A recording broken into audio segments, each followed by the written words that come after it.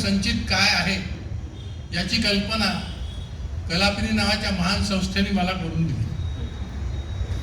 वर्षानुवर्ष या क्षेत्रामध्ये अगदी सुरुवातीच्या काळामध्ये जेव्हा खिशात काही नसायचं त्यावेळी कोणाचा तंबोरा उचल, कोणाचा तबला उचल, असं करून मोठमोठ्या मैफलीमध्ये घुसायचं आणि त्या सेवेच्या जोरावरती मोठ्या गावांच्या आसपास वावरायचं. अशी माझी या क्षेत्रातली सुरुवात झाली.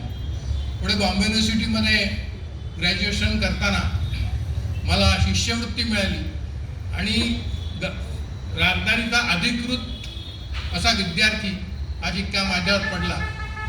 निवृत्तीबा सरनाईकांसारखे गुरु मला तिथे लाभले. शिवाय फिरोज दस्तूर, नंतर गोविंदराव अग्नी, नंतर त्यांच्याकडे मी वैयक्तिक तालीम घेण्यासाठी सुद्धा जात असे.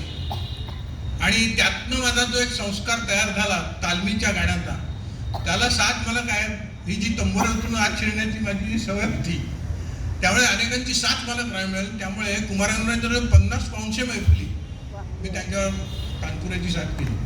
त्याचप्रमाणे वसंतराव देशपांडेंचं सुद्धा 1 जानेवारी 1973 असा तो दिवस ठळक असल्यामुळे माझ्या लक्षात आहे. तो चौपाटीच्या सभागृहामध्ये त्यांचं हे होतं, गायन होतं वसंतराव. आणि मी वडिलांबरोबर ती तिकीट काढून गाण्याला गेलो. गोविंदराव पटवर्धन मला ओळखत होते. तर त्यांना कोणतरी माझ्या मित्रांनी सांगितलं की अल्पे आलेला आहे, कारण वसंतरावांचा एक शिष्य आला नव्हता आणि तुला गोविंदरावात बोलवत आहे म्हटलं असेल काहीतरी सेवा म्हणून गेलो. गोविंदराव अगदी त्यांच्या पद्धतीने, अरे अल्पे जरा बसतोस का साथीला त्यांच्या, असं त्यांचं एक टिपिक आहे. तर म्हणलं म्हणजे काय बसतो. वडील बाहेर बसले, मी साथीला बसलो. परतावर गेला आणि वसंतरावांनी त्यांचा तो राजकल्याण सुरू केला आणि सरळ मला सूर लावायला सांगितलं.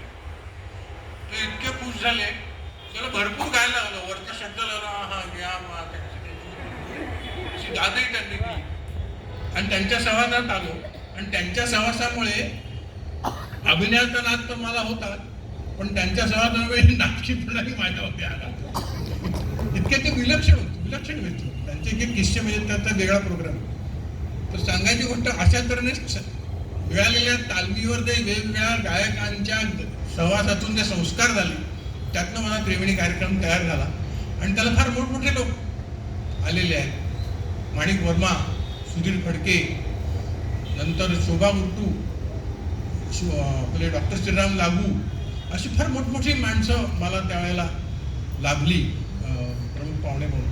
आणि त्यांनी त्या कार्यक्रमाचं कौतुक केलं. कारण असं ते फार अवघड होतं, कारण अशा तऱ्हेचा कार्यक्रम माझ्या ती वीरबोडे म्हणून एक करत फार चांगले माझे मित्र होते. पण ते केवळ त्यांच्या काही लकबी दाखवून भाषा पिकवण्याचं तंत्र. आणि माझा कार्यक्रम हा गायकीवरचा होता आणि ते पाहून मग मोठमोठे कवी माझ्याकडे आकर्षित झाले. सांगायची गोष्ट अशा तऱ्हेने जे काही मी करत आलो त्याचा जो सत्कार कलापिनीने केला त्याबद्दल मी कृतज्ञता व्यक्त करतो आणि मी 2 शब्द संपवतो.